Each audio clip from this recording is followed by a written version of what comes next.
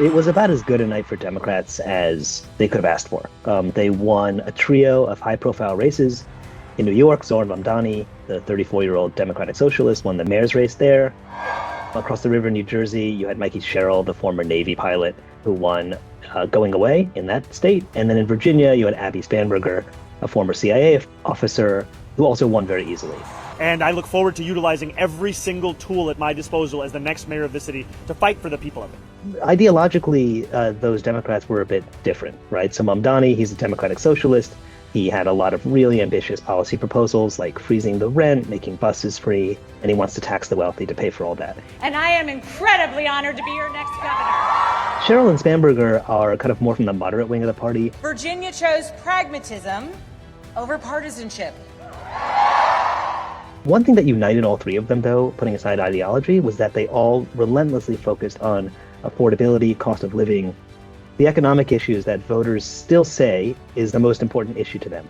But I do think the lesson Democrats are taking from this is, number one, to keep the focus on kitchen table issues. And number two, that once again, just as we saw in his first term, Trump's not that popular.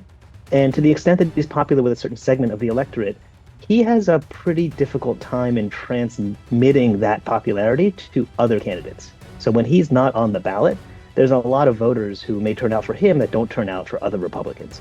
And that's a real problem for the party next year. We're proud. We're proud here in California to be part of this narrative. For all the focus on the races in New York, New Jersey, Virginia, it's the California referendum that probably has the biggest concrete impact on the midterm elections. Voters there approved a new congressional map that is designed to flip 5 Republican seats in the midterms next year. That was a plan advanced by Democrats in direct response to what Texas Republicans did when they redrew a new map at Trump's request that targeted 5 Democrats there.